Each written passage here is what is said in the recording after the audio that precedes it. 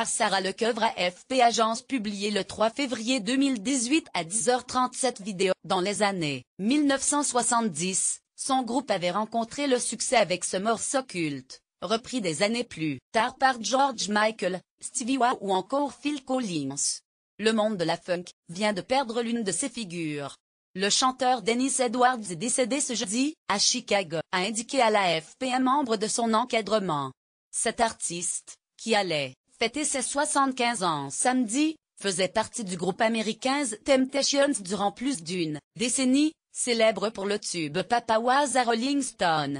Porté par des guitares, des cuivres, des violons et une ligne de basse obsédante, ce morceau de bravoure de 7 minutes sur la version single et 12 minutes pour la version intégrale s'y sera au sommet des ventes de disques aux États-Unis en décembre 1972. Évoquant un père absent, le morceau témoignait également d'une évolution vers des textes plus en phase avec l'époque et les grands sujets sociaux.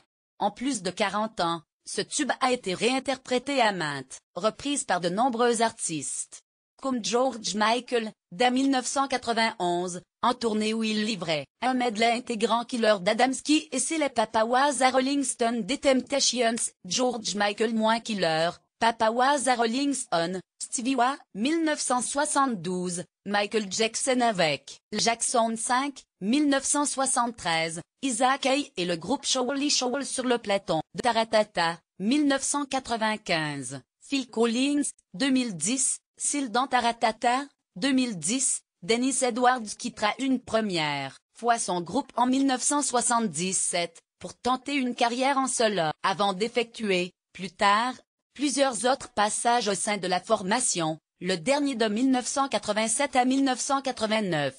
Otis Williams, l'un des membres fondateurs des Temptations, s'est dit très triste d'apprendre le décès de notre frère. Nous sommes conscients de son extraordinaire contribution à l'héritage des Temptations,